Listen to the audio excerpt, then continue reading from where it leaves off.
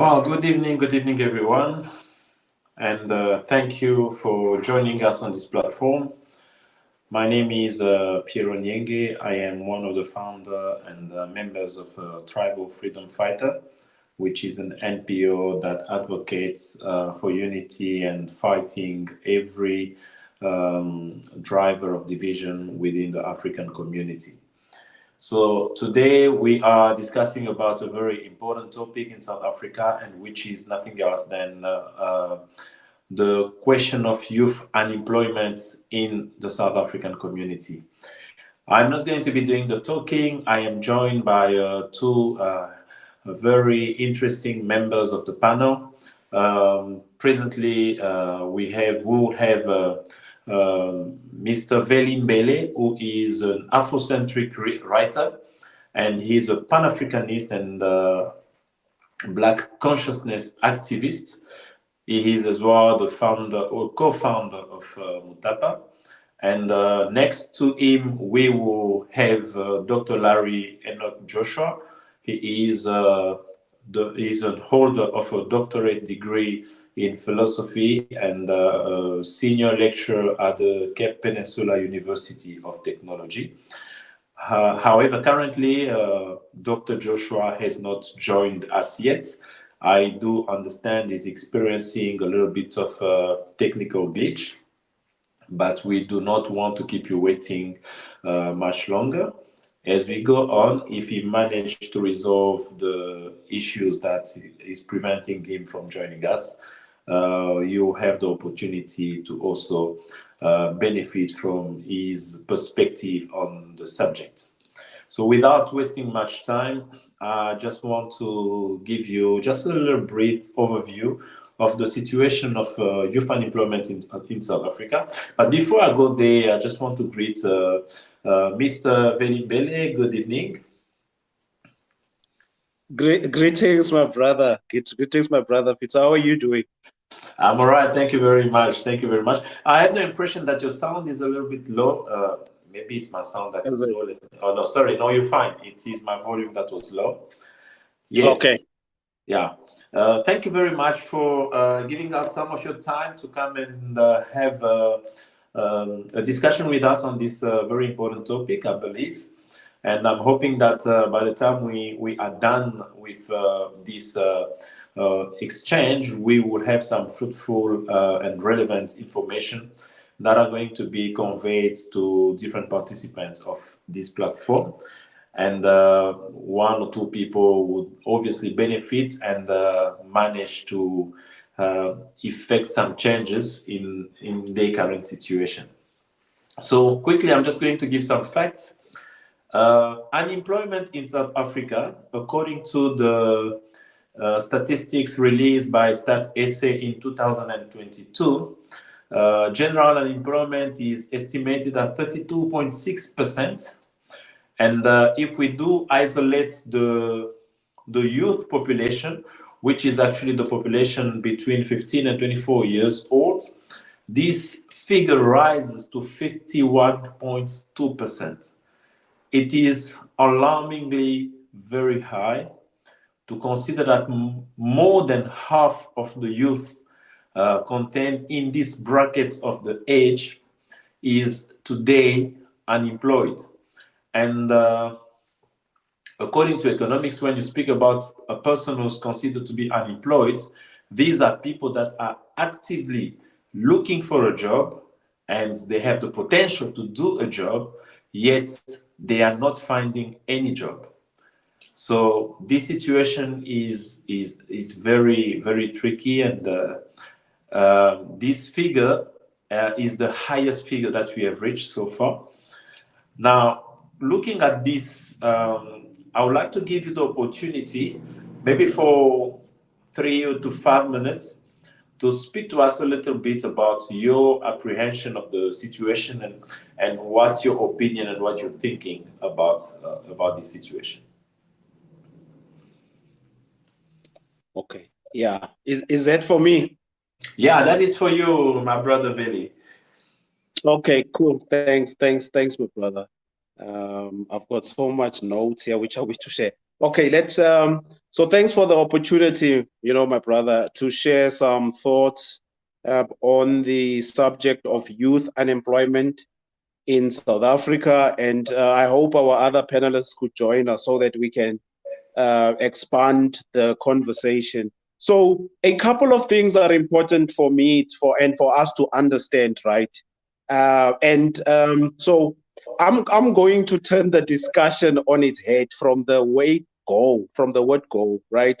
Because I really need us to think critically about the subject, and because it is something that has been discussed for decades now, and it is important that even if we ask the same questions, let's ask them anew, right?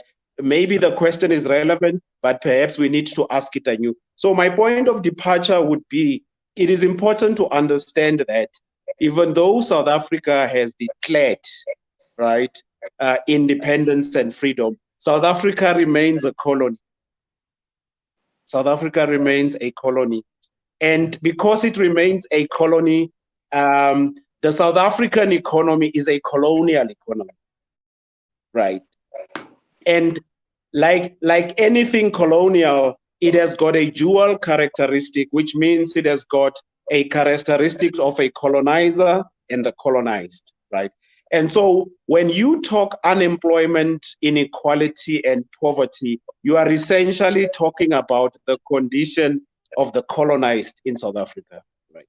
Mhm. And the colonized continue to be, right? The colonized continue to be the native majority, who are Black people, the majority of whom, constituted, like your stats were correctly saying, it's young people. So now what I often do to help us understand is that unless you deconstruct the statistics in terms of race, class, gender, but also in terms of geography, you are not going to get the full picture of what has really been happening in the South African economy, right? So if we talk unemployment, inequality, and we talk poverty, we are essentially talking about the continuation of the legacy of colonialism in the South African context. So it's not even just a macroeconomics issue or a policy issue. It is essentially a colonial question that remains unresolved. And this is why we are having this discussion almost 30 years after South Africa has declared independence. It is because the perspective from which the issue of youth unemployment has been approached from the perspective of the source of the problem, which is neoliberal capitalist economics, right? Now, the last point to make here is that you can't hope to solve a problem with the same mindset that created it. And this is what successive governments have been doing in South Africa, in that the diagnosis and the prognosis has been wrong because it moved from a capitalist and neoliberal perspective. And they did not want to boldly confront the colonial question about ownership and the structure of the economy. I want to leave it at that for now. Thank you very much, Mr. Veli. So I do understand that from your point of view, the situation that you're experiencing in South Africa is not simply an economic situation, but it has roots in much deeper into the structure and the construct of the South African society, going all the way back from the history and the colonialism and apartheid. Government and regime that has existed for quite a while. And according to you, the diagnosis and the root cause, the real root cause of this situation has not been addressed. It's like Absolutely. someone is suffering with a disease, but then the diagnosis that is conducted on him is completely wrong, and the medication administered to the person is not actually tackling the real germ that is causing the disease. So that my understanding of your approach of the situation. My first question to you was going to be to try and understand why do you think that we do have this situation in South Africa, but your opening remarks clearly responds to that question. I believe that everybody who's following us has been able to pick up that as much as we did. And from what you said, there's something that I find very interesting and intriguing at the same time. When I gave the statistics at the beginning, I only spoke about the general unemployment, and then divided the population that is unemployed between the general population and the youth. But you went further into giving different categories in those people, that the youth that is unemployed. According to you, if we go down into describing, for instance, the races, the geographical location of these people, the class, the gender, we will have, I'd say, a much better understanding, and eventually see the root cause of that situation much clearer. Now, this speaks to me about a certain kind of discrimination or marginalization of the population, because it seems like in the apartheid era, people were treated according to whether they belong to a specific race or to another race. We have seen in the past. Today, there is a great drive to try and include women into the active economy of different countries, South Africa included. But in the past, that was not the case. That is the reason why we still see quite a low participation of women in economic activities, in leadership, in governance, and so on and so forth. So from that point of view, can you a little bit go deeper and unfold a little bit more on what you understand from that perspective in relation to unemployment in South Africa? Yes, yeah. So, and that's an important question, right? Because you must not just look, in my view, at unemployment. There are other two things you must also look at. One of them is what is referred to as inequality, right? Because my thesis is that unemployment is essentially, the unemployment we see in South Africa is essentially a result, right, of the economic structure of the economy, but in particular, the unequal distribution of wealth in South African society, right? And let's just deal with a bit of figures. For instance, last year, a report by the World Bank in March last year, which looked at inequality in Southern Africa, not just in South Africa. That report made a number of very interesting observations, which I want to share with you and our audience, right? To just show you that the structure of the South African economy has not changed one bit. That report makes the following notes. It says that South Africa is the most unequal society in the world, with race still being a determining factor, where 10% of the population owns more than 80% of the wealth, right? Now, in terms of the ranking, out of 164 countries in terms of the Gini coefficient as the most unequal, right? South Africa is number one, and out of 164 countries, which means it ranks number one as the most unequal society in terms of Gini coefficient, right? Now, the report goes on to say almost 3 decades after the end of apartheid, quote unquote, race remains a key driver of inequality in South Africa and has an impact on education and the labor market. And then it breaks it further down to say when race is considered in terms of income disparities, right? Inequality amounts to 41%, while in education, it impacts to something like 30%. That is now race, right?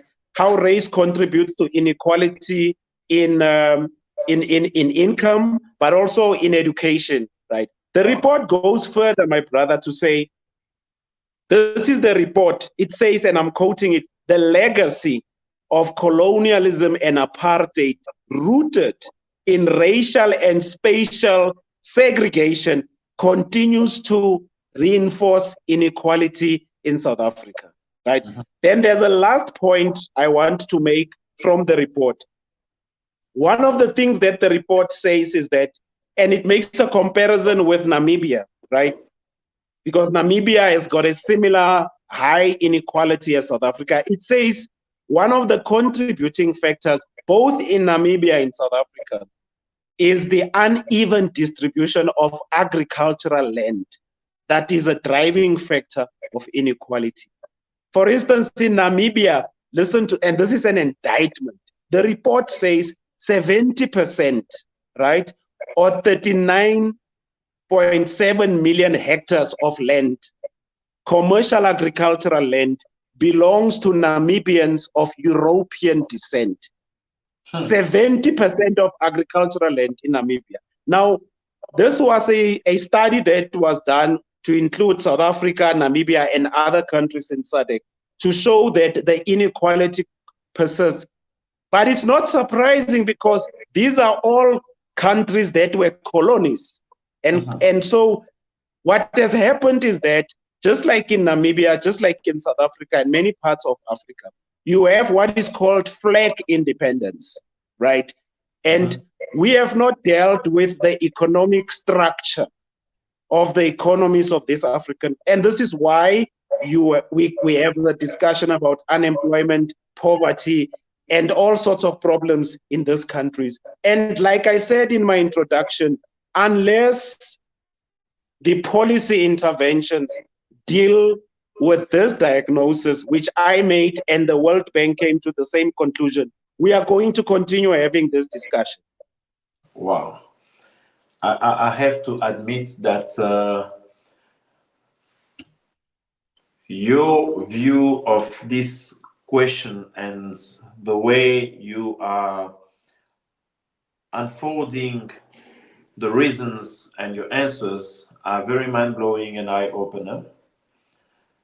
Just quickly, I want to come back to one thing that you said. You spoke about you've given a very brilliant overview of the report that was released last year.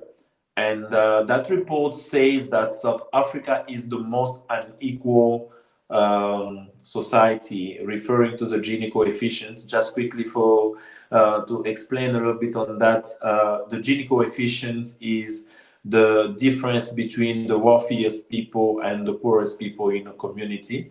So according to what you say is that the gap between the wealthiest and the poorest people in the South African society is the widest compared to every other country that had been listed among the 100 and something countries that were taken into consideration in the report. That is accurate. Yeah. Your summary is accurate. Your understanding is accurate. Yeah. And it clearly shows that not much has changed, despite the fact that today South Africa has become a democracy and it has become an independent country. Just like you say, it's just a flag independence. It seems like all the structure remains the same. The economic structures remains the same. Like the inequality is driven in the structure of the country itself. When you say that the difference in income and education is so high only based on race. But now a question is coming to my mind, and I believe that you would be better to elucidate a little bit more on this. We have seen since 1994 that the apartheid regime was abolished. A lot of different policies that came up to try and kind of compensate the delayed development and access to wealth that particularly Black South Africans have experienced during the apartheid regime and before. And we've seen policies such as the Black economic empowerment and so on and so forth. And we've seen a lot of different exercises that the government has taken on in order to implement some positive discrimination to try and balance the wealth in South Africa in order to bring some to the communities that were previously disadvantaged because of the previous regimes that were unequal and unjust. But now, if we look at the facts that you laid down, it seems to me that we have not even scratched the surface yet. The situation is exactly as it is, and if on top of what I just said now, if we throw the discussions that are ongoing now about land restitution, what is your take on that? Why do you think that all this positive discrimination has not brought about any substantial change to the situation? And also, I want you to now give a little bit of a perspective according to you. What should be undertaken? What should be the best way to go about in order to kind of bring a solution to the situation? Yeah. So it is a complex one, right? Because if you just look at unemployment alone, and you don't look at the deeper issues and the deeper historical issues, like I said, we are going to continue having this conversation. So I think a couple of things have to be done. But let me first comment on the issue that you've cited about the laws that have been passed, affirmative action, the empowerment of women, BEE, Black economic empowerment. There's been a lot of legislation that has been passed since 1994. But you see, all that legislation, and even if it is well-meaning, right, whatever legislation that has been passed in South Africa since, say, 1994 coming this way, right, did not concern itself with dismantling the colonial economy, right?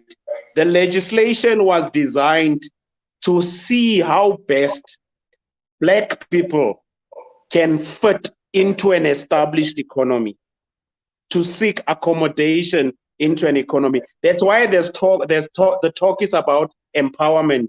It's about shares. It's about equity, right? You don't hear talk about redistribution of wealth. So you don't have legislation that deals with you have legislation that deals with empowerment, So it doesn't matter, even if they can pass 1,000 pieces of legislation, for as long as those pieces of legislation don't address themselves to the root cause, which is the colonial nature of the South African economy, generations and generations are going to have the same discussion. So for me, one of the important things to do, we need to change the structure of the South African economy. And to change it would mean, amongst others, we must make sure that we change the situation where 10% of the population owns 80% of the strategic financial assets of the country. Now, it is absurd, it is ridiculous, right? Because in any country that respects itself, it is the majority that must control the wealth because they are the natives. And any other person, right, participates in the economy at the invitation of the natives. If me and you were to go to France now, or to Japan, or to China, right, the benefits that we are going to get, economic benefits, right, we are going to get those benefits as designed by the people of China, the people of France, or the people of Japan. We are not going to come there and tell the Chinese or the French or the Japanese what. We are going to have to subject ourselves to their wishes. In South Africa and many of the African countries, it is the foreigners who tell the Africans what to do, right? I mean, let's take the richest country by mineral resources, the DRC, right? Foreigners benefit from the coltan, the cobalt, the gold of the DRC. Our ordinary brothers and sisters do not benefit, right? The electronics companies benefit from the coltan, the cobalt, the copper of the DRC. Our own people don't. And that is the type of thing we need to change. And I am also not naive. That is going to require a fight. It's not going to be a policy discussion and a nice to have, like, cheese and snacks type thing. It's going to be a fight, because economics is warfare. Economics is warfare, right? So that's the one on the economic side. On the education side, so there are a number of things that could be done. The first thing is that education continues to be inaccessible in South Africa, especially higher education. It is extremely expensive, extremely expensive. And this is why you see protests literally every year at the beginning of the academic year. So we need to lower the cost of education, especially higher education. We need to lower the cost of education and make sure it is accessible to as many people as possible. But in addition to that, it is important that we also review the curriculum, right, in South Africa, both for the school and the university system, because a lot of what students are studying, right, is also what contributes to the fact that they are not able to be employed, right? Because many of them are being prepared for a world that by the time they graduate, that world will not exist. Exactly. It will not exist. And this is also because, just like in the economy, in the South African context, the discussion on education has been very shallow. Now, what do I mean by that is you can't answer the questions of what students must learn outside the other bigger question of what kind of society do you want to build, right?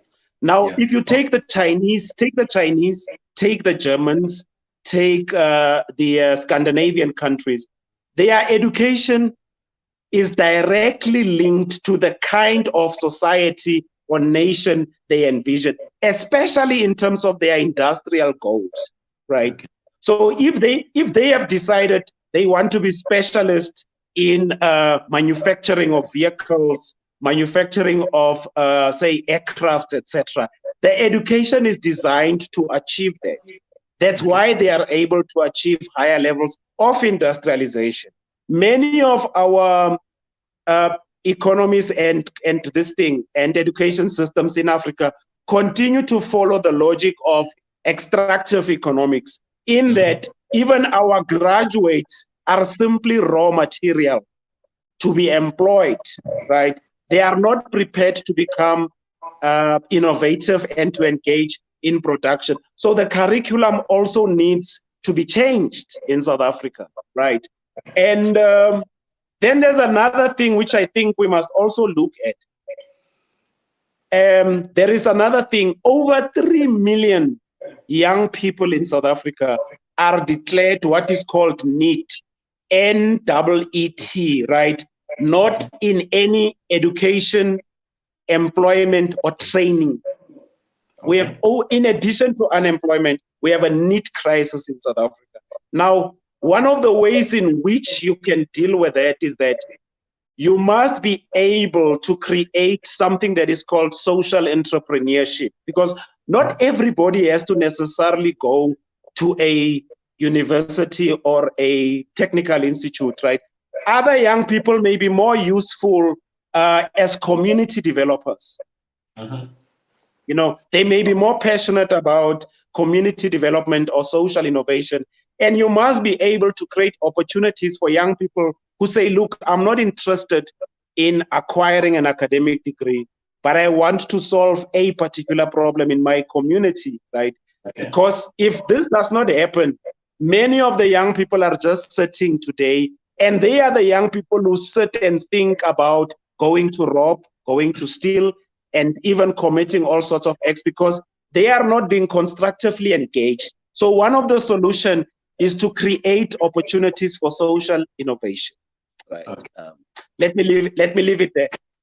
All right. Before I go on, I just want to verify. It seems to me like we have a new entrant on the meeting. I want to verify if it is Dr. Joshua who have joined us. I see there is a participant who does not have a name. Uh, can you confirm if it is Dr. Joshua so that we can actually extend our panel and also benefit from your contribution?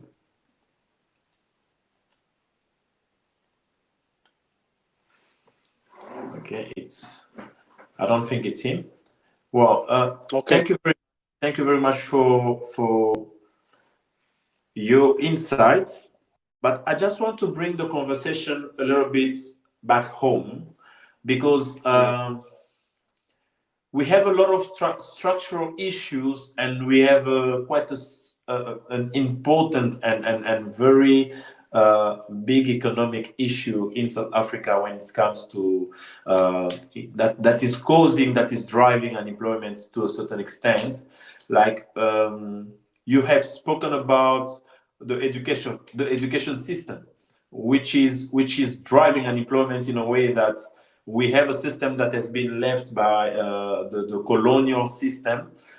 Colonial system was all structured around extracting raw material from African countries and process them from European countries and other Western countries.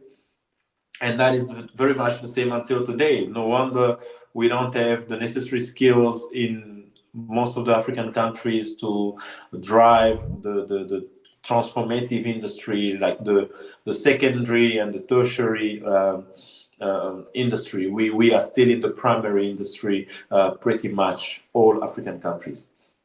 But now, if I am a young South African and I am unemployed today,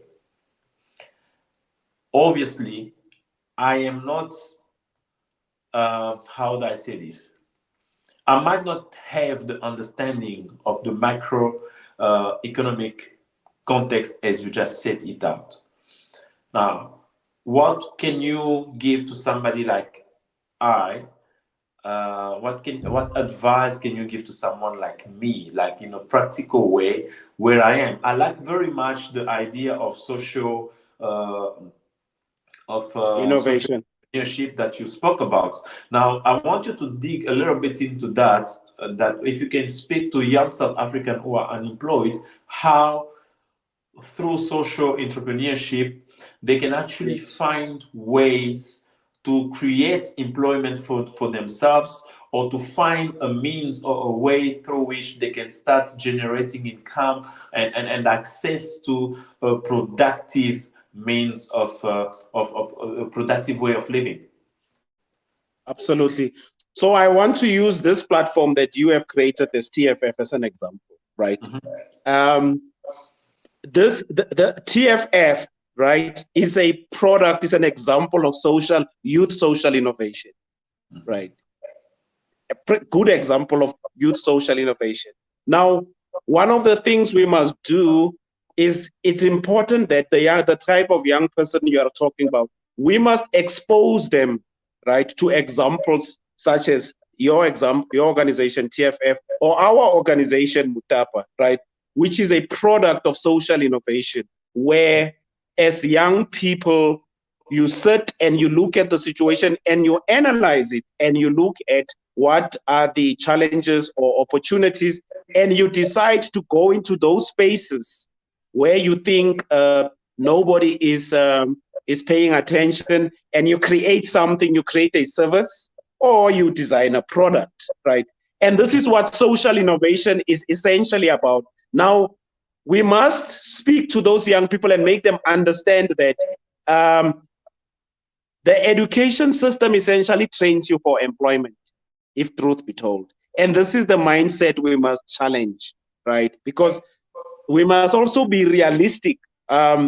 Not every young person, that's my view, necessarily has to go through university or some form of higher education in order for them to succeed, right? Mhm.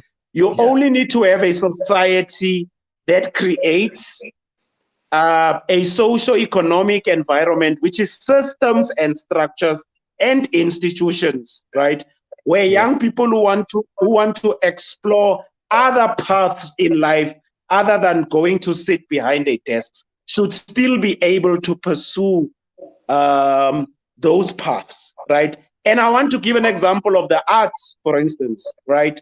Um, if you take in the South African context, there is a big movement that has come up in South Africa with the Amapiano movement. You know, Yes. I'm sure you've heard about the piano Yeah. movement. Now, one of the questions I've raised about the Amapiano movement is that beyond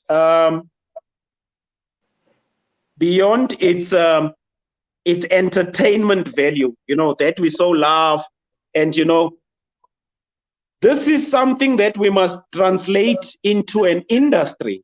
You know, we Yes. must monetize it, right? Now, my point is there is no young person who has gone to any university or technical college to study how to produce or how to dance the Amapiano, what you call it, dance moves. But Amapiano is taking the world by storm now as we speak, right? But you see, if we don't train our young people to think innovatively around transforming Amapiano into an income generating activity, Yes. right, and owning the rights, we will continue to have this type. And this is what social innovation speaks to, right?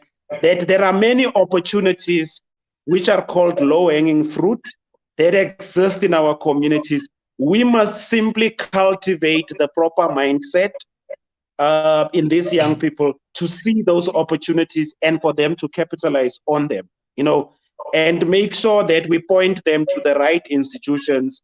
If there is a need to help them with formal registration of the business, providing of the funding, providing of the training, teaching them marketing, and just the other fundamentals of business. But we should be able to work from what people are passionate about, you know, and not everybody, I want to insist, necessarily has to produce a piece of paper, because that's why we have unemployed graduates in South Africa, you know, Yeah. because the mindset is that you must go to school, and at the end of your this thing, your academic this thing program, there would be a job waiting for you. The truth is that many students are realizing there's no job that's going to wait for you. There's no job waiting for you. Now, what do you do? And for me, this is what I propose as social innovation.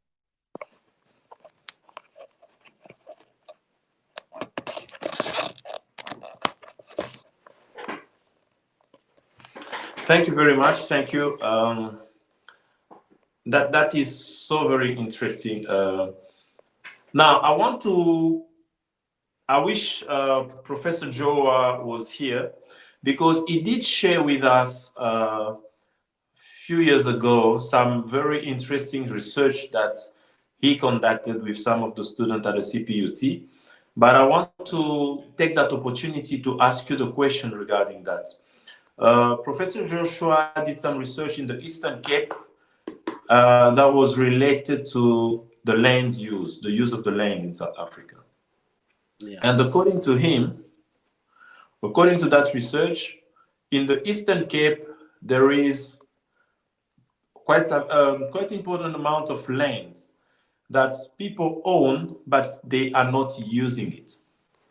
And they did some proposal of some social entrepreneurship to be conducted in the Eastern Cape, where they would encourage the local community, people in the local communities, to grow peanuts on these lands, which is a viable agricultural activity. And with the production of peanuts in those communities, they would be able to produce peanut butter, which then could maybe be distributed through your retail outlets such as ShopRite or Pick and Pay, or whatever the case may be. Sure. Now, what do you think of such initiatives?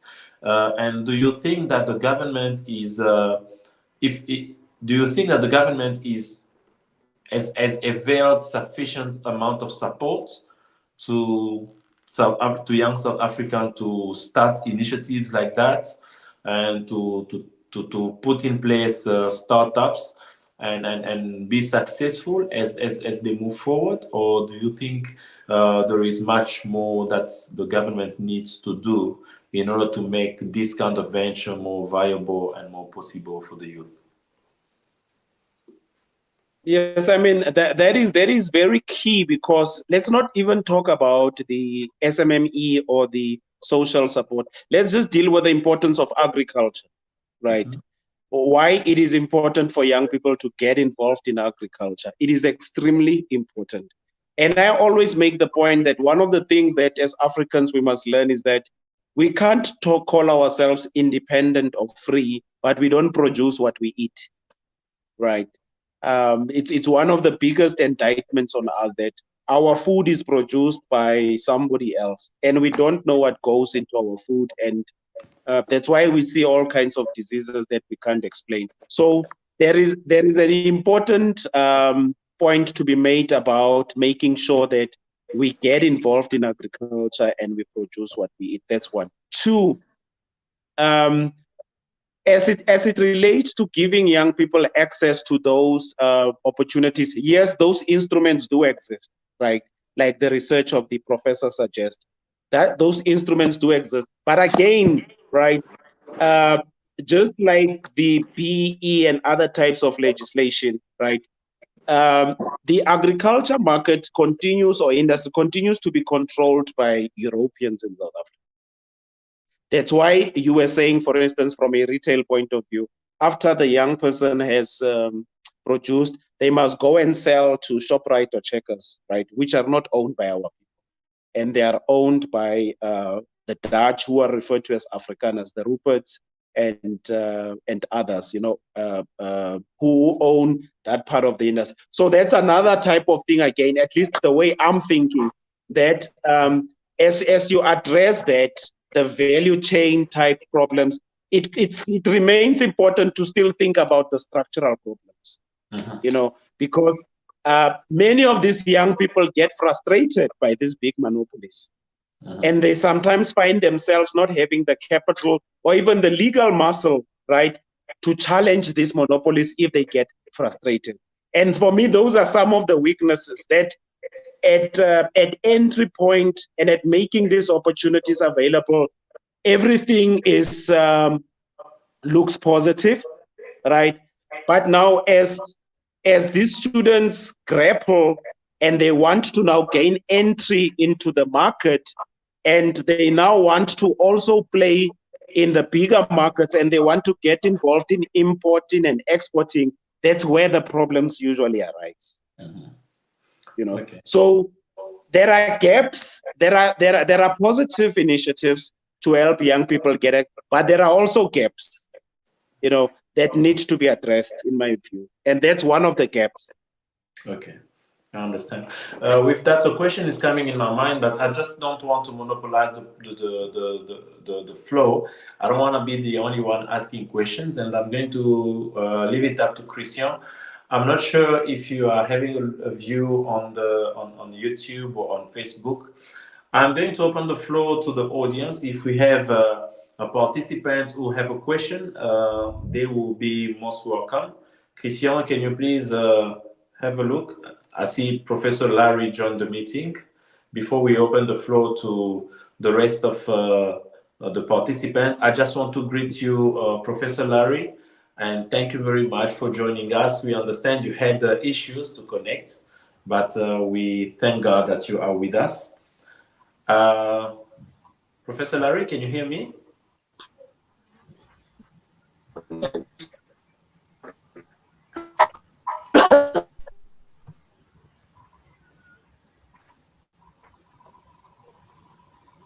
Are you there, Professor Larry? We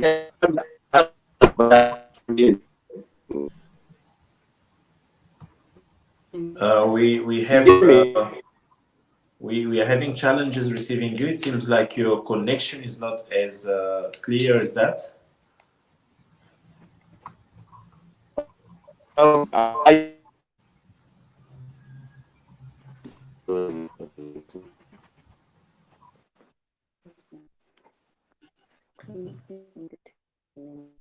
Okay. Chris, can you see with Professor Larry if he can be able to join us so we can also benefit from his participation? Because at the moment we're having an issue hearing him. So I was saying that I wanted to give the opportunity to people who are following us if they can also ask their questions. We will pick up maybe 2 or 3 questions from the audience before we can move on.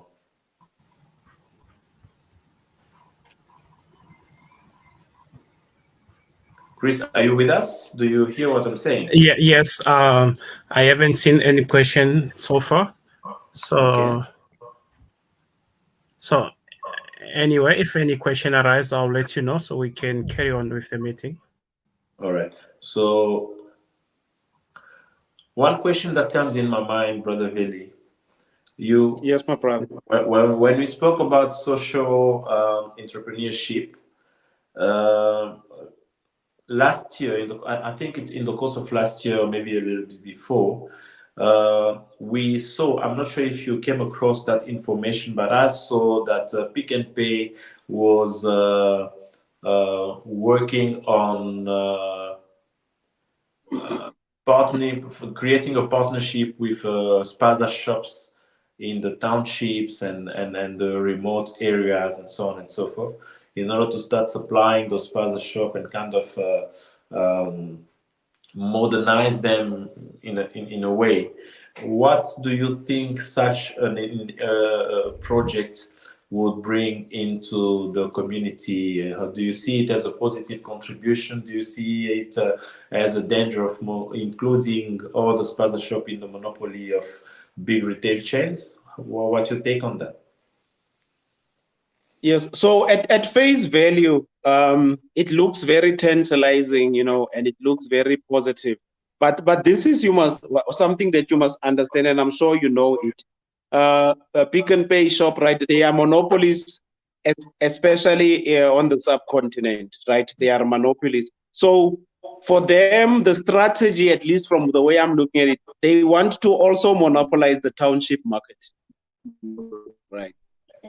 And so they come in as people who want to say, make life easy for the spaza shops, etc., etc. But the way I look at it, it's just a takeover strategy.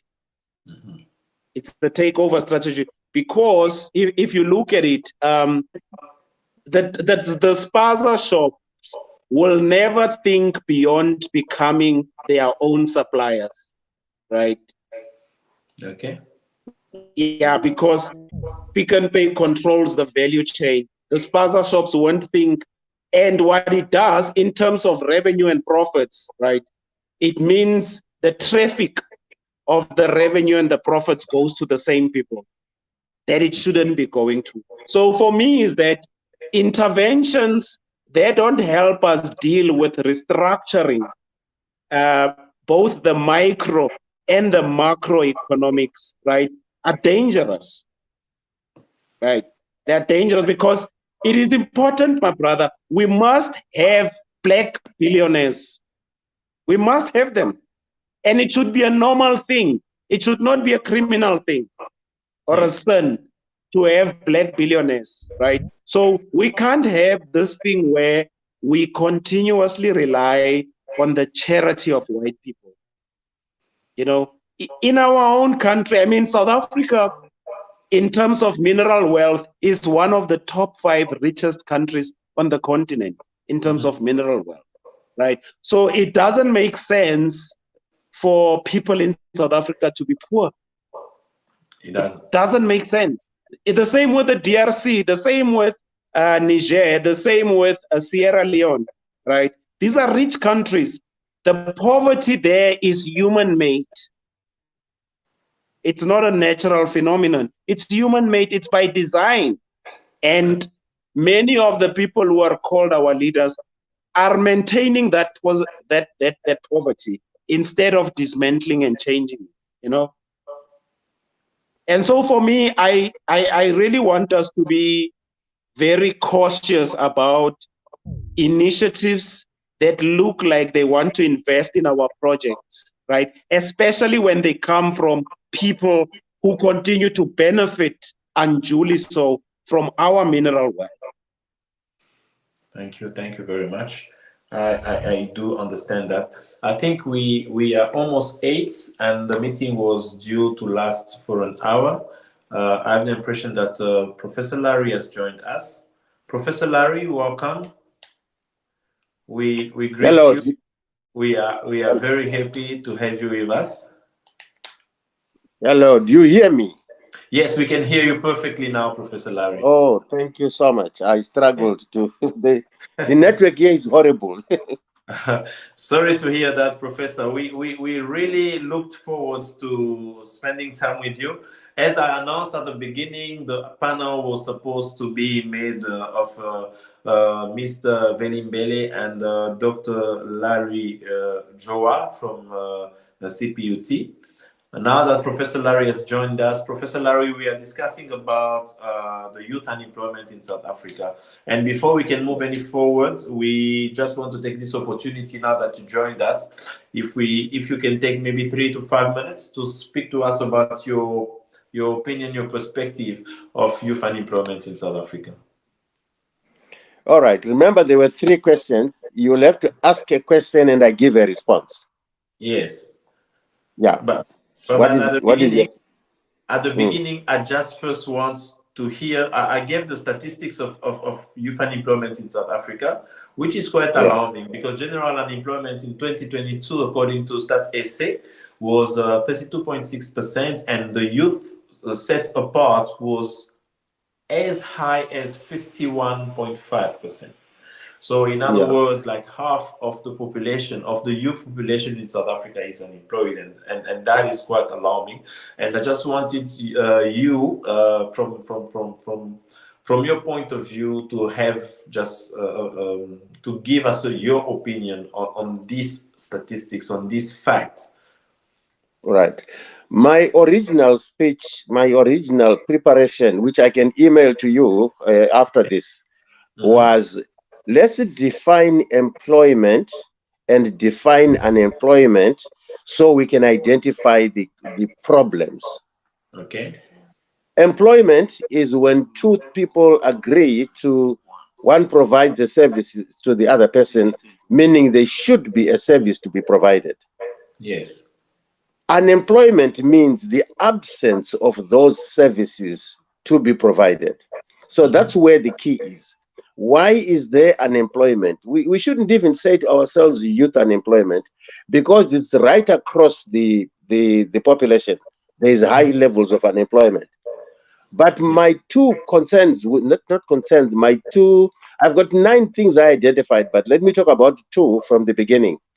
Okay. The first problem we have got with the youth is the type of education we are giving does not prepare the youth to start their own businesses. It prepares them to be employees. And yet, there is no relationship between what the industry is looking for and what the universities are offering. That's the simplest way to put our problem. Until those 2 are blended, it will be extremely difficult to to give employment. The second thing is the South African economy itself has been shrinking since 2007. Now, we need to say to ourselves, how do we revitalize the economy? The youth will only get jobs because the problem with the youth is it's entry-level jobs for them, unlike some people with some experience. So that's one thing that becomes a problem. Suggesting, therefore, that there is a high rate of unemployability amongst the youth. One, because of our syllabus, the type of education we are offering, and the absence of provisions that should be made to promote or to encourage them to be entrepreneurs. But on the other hand, the youth are equally responsible for their failure because they always want to look for jobs. They don't want to create jobs. Okay. I went, after you sent me that, I went to NYDA, I went to Msobomvu carrying out a research. I've done that year in, year out, but this time I normally do it in October. I went early this time after you sent in that document. Are you aware that NYDA returned 4.2 billion rands to the national fiscus, which was not claimed? No youth went in to apply for loans to start businesses. So that becomes a problem also on the part of the youth because there is no enthusiasm towards starting a job. I don't know whether it's out of fear or out of ignorance. I mobilized on 3 occasions, 3 years, my students to try to get them into doing business. Out of a group of close to 90, only 4 got to do the business. The others started creating reasons and problems, and that was it. So that is the problem we have got. Some of it is to do with they would rather be employed than be employers. So it's not a one-stop. It's not a one-answer problem. It is large. It has got to be spread over a lot of whatever. The fourth point here is we need to have concerted programs inculcating into the youth the value of starting and running a business.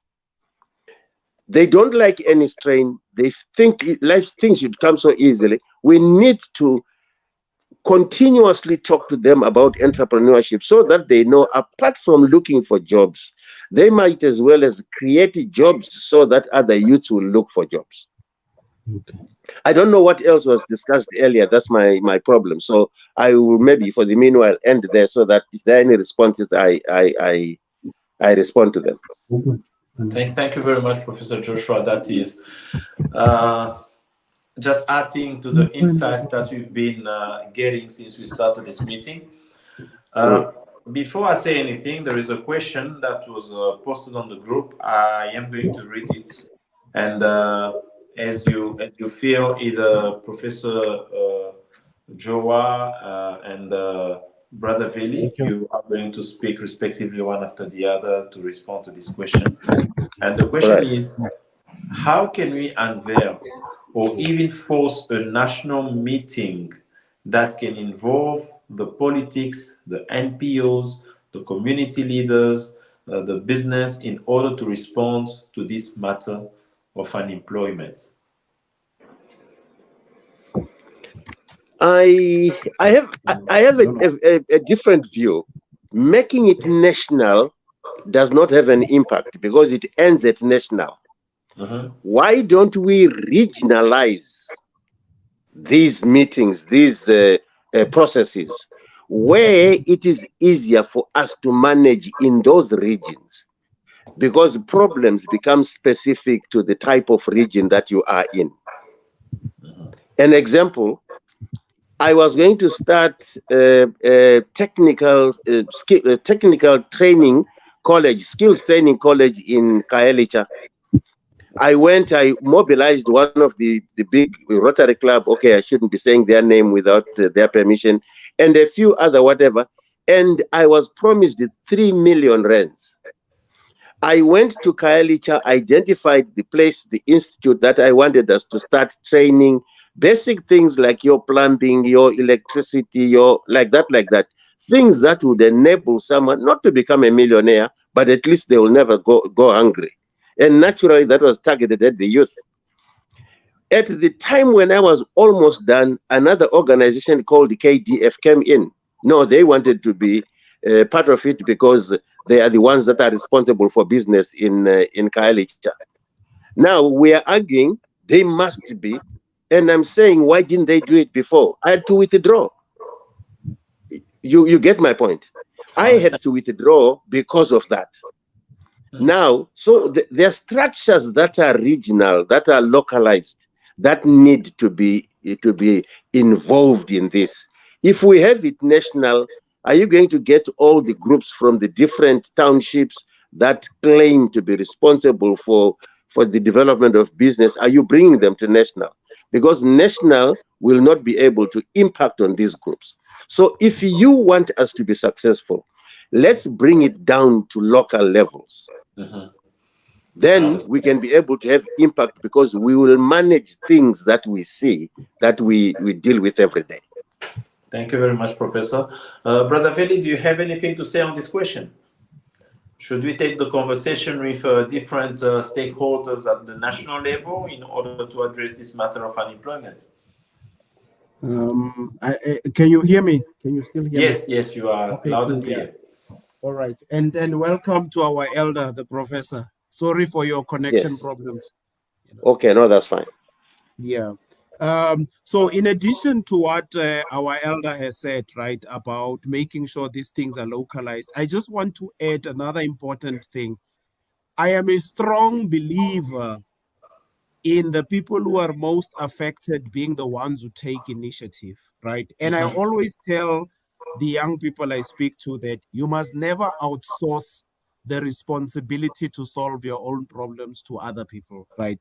So in addition to localizing them, right, it is important that the initiatives that concern young people be led and driven by young people. It's very important because young people must be empowered with the confidence to lead at a very early age, and they should be allowed to get certain things wrong. That's the only way they will gain experience, right? And so the big problem in South Africa is that we rhetorically say we have confidence in the ability of young people, right? But when you look at the responsibilities and the amount of support we give young people, it does not show that we have confidence in them. And that is one of the reasons why the young people in South Africa are not able to do a number of things for themselves because the dependency syndrome has been normalized. And that's one of the things we must break by localizing these initiatives. Okay. All right. May I add something onto that, Ne? Yes. You will, I every year since 2010, every year I conduct free business plan running sessions at CPUT. Okay. To my surprise, this is advertised to all the youth. I will start with 50 youths. By the time we come to the end, I've got 10, 15 only. I try to say to them, until and unless you can write a business plan, nobody's going to give you money because they want to know what you want to do. And remember, these are for free. All they need to do is to bring themselves to the center where we are doing the training. But no, like I said, you start with 50, you end up with 10, you end up with 15, and you say to yourself, are they interested in the first place? I had an interesting one when one of the prospects came and he says to me after the second day, he said to me, but doc, is there no faster way of doing this? I want money now. I want money now. I laughed. I tried to explain to that. But I'm saying, echoing what the brothers just said now, they need to be involved themselves. Support we can give. Yeah. These sitters are there, they can provide the support. But they have got to come up with the interest. I even had sessions where I was saying, identifying ideas of business that you can be involved in. Because I thought my problem was, I thought maybe they don't know, they can't think of anything to do. But they say one thing, and when we start get started on those programs, all of a sudden they start withdrawing one by one, and you are not sure what to do with them because you are doing it for them. Now we need to, that's why I said we need to inculcate in them a culture of self-dependence. I'm glad he highlighted self-dependence, where we can guide them, we can teach them, we can assist, but we can't until they themselves show that they are prepared and they are interested. That answer that you've given is, I believe, it answers partially the second question that one of our participants asked. The question says that the point and the different aspects that are presented are extremely insightful. But the concern is that is there any like practical answer that can help to begin something, to begin somewhere, because the matter of youth unemployment is an urgent matter. Yeah. Yes, but you see, employment is only there because someone is starting a business. I Yes. hope you are aware that in our economy, 73% of new jobs created every year, they are created by entrepreneurs, by new business startups.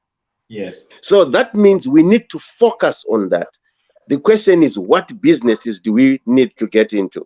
Mhm. I will, okay, offline, we can discuss this later. I'm prepared to have a week or two with these people just discussing how to identify ideas for business Okay. and then try to help them do business plans so they can start starting on their own. I know they want to get jobs now, but the honest reality is the economy is shrinking. Mhm. The only way we can have economic growth is if production goes up. Back to the national issues, there are, of course, issues that need to be national. An example, the beneficiation of our minerals, right, is a national Yes. issue. That should be taken up with the nation. But the starting of manufacturing or extracting juice in the location does not need the national. And yet youth can be doing that. With all the expertise, all the information that they need, all the guidance available. But they should be prepared to go through that and see themselves as youth leaders, as successful business people. Thank you, Professor Joshua. Brother Veli, do you have anything to say on this? No, I'm okay. Nothing to say on it. Yeah. Okay, right. I think we have had quite an extensive discussion on this matter, and I'd like to thank you, Dr. Joa, for Yeah. your offer to carry with this discussion offline in order to see how we can maybe set up some workshop to Yes. invite the youth to come and see how they could actually branch out in some business venture, how to write a business plan, and eventually maybe we can get one or two to start a business and therefore create jobs. We Yeah. will very much look into that, and this is already an announcement that I'm making that in the near future we will be organizing this workshop with Dr. Joa, for which we are extremely very grateful, because at least after this discussion, there will be some tangible and practical ways of addressing the matter, even if it is going to be a little action. It feels like it's a drop in the ocean, but at least it is something. Yeah. Yeah. Mhm.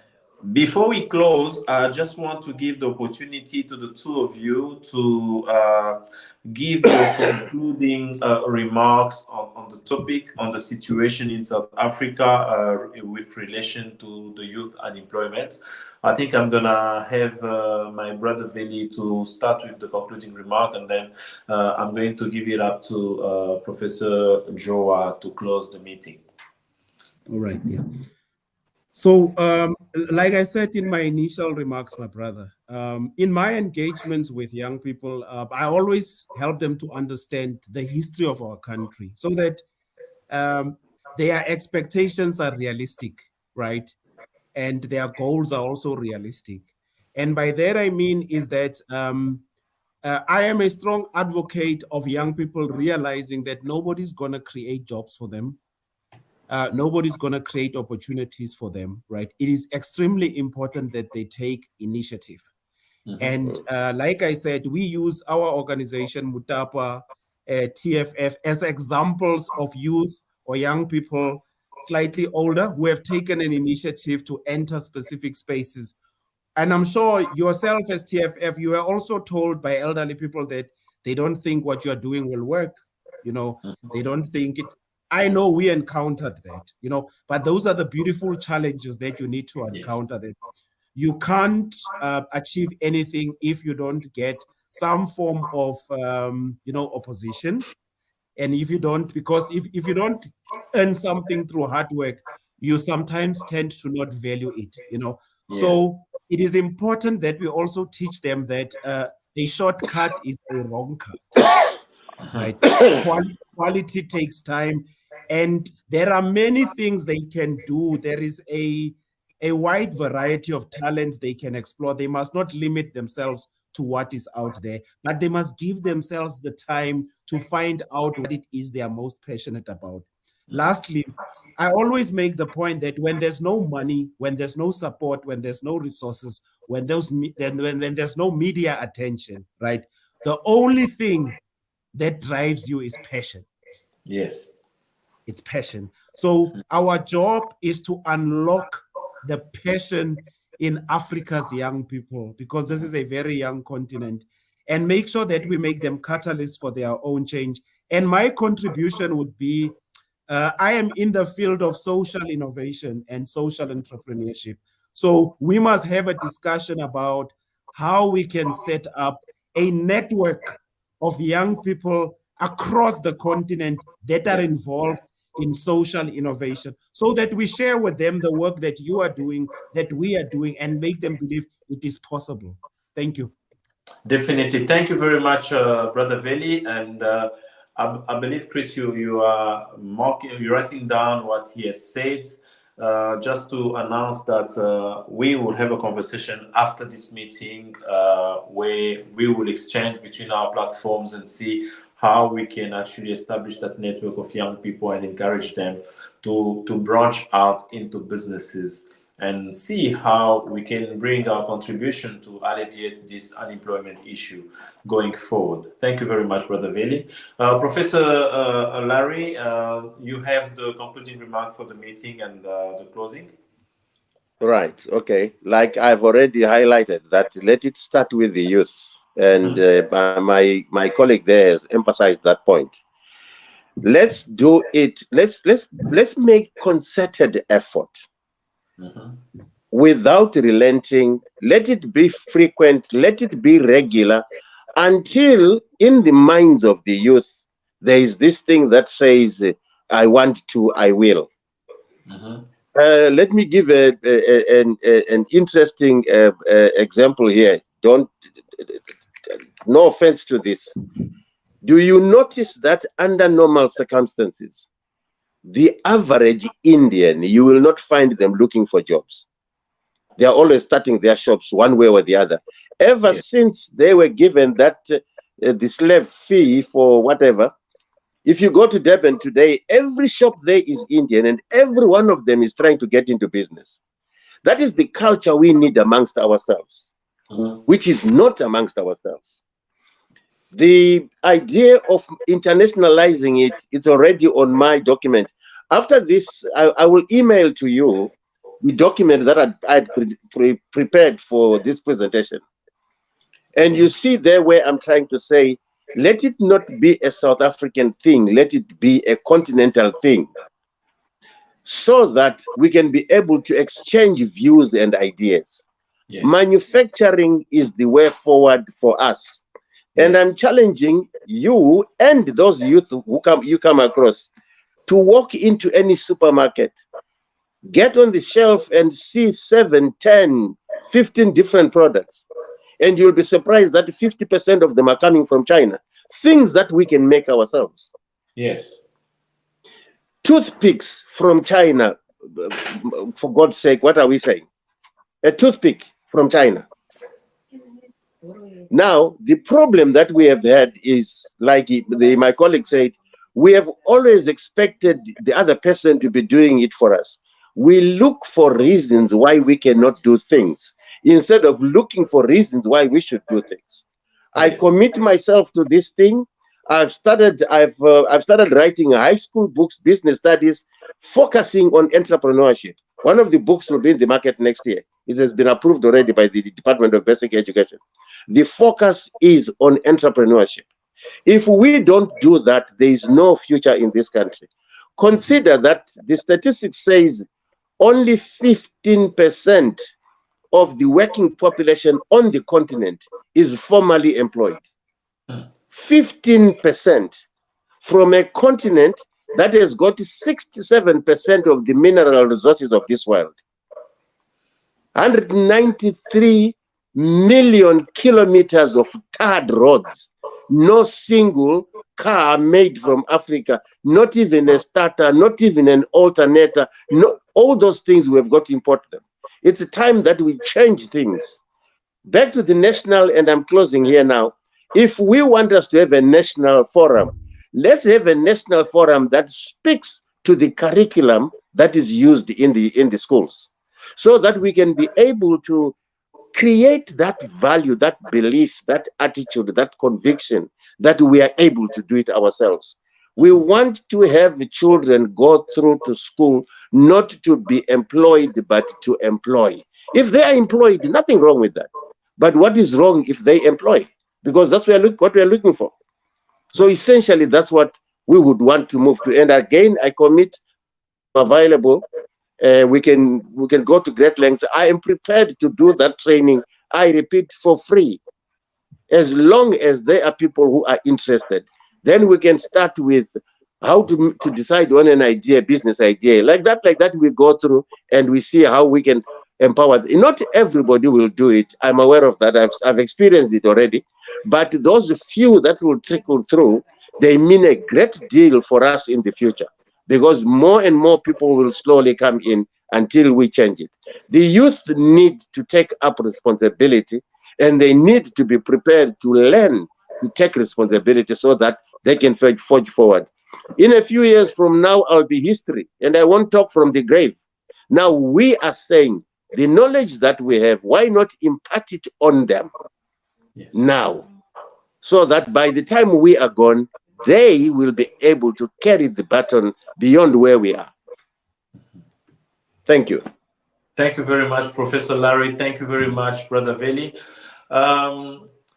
As we started, we have had a very insightful view of the situation of the youth unemployment in South Africa. Brother Veli has unfolded some very deep realities and truth about the proper diagnosis of the situation in South Africa that is driven by the structural inequality, the history, and every other things that we spoke about.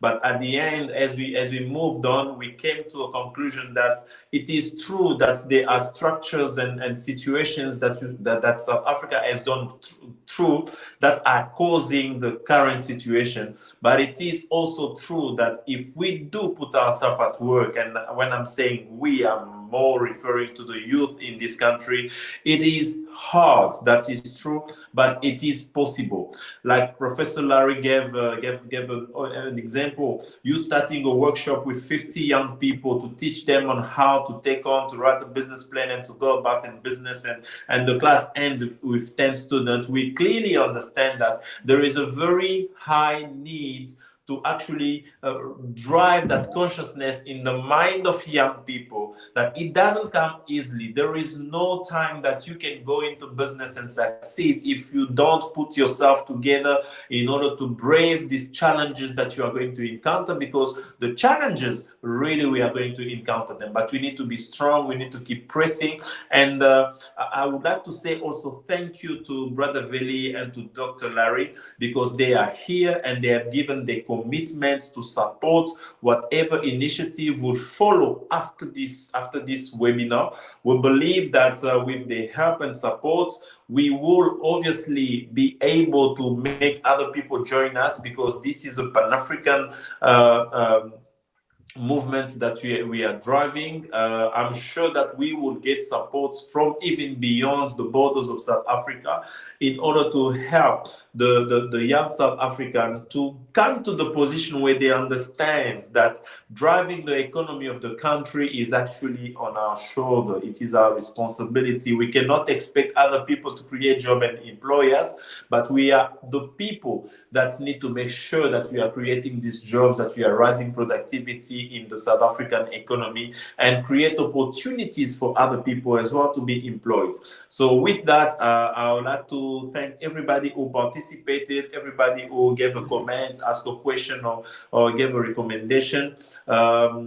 As we said, we are going to communicate going forward about the next steps that we are going to take as a result and the consequence of this meeting.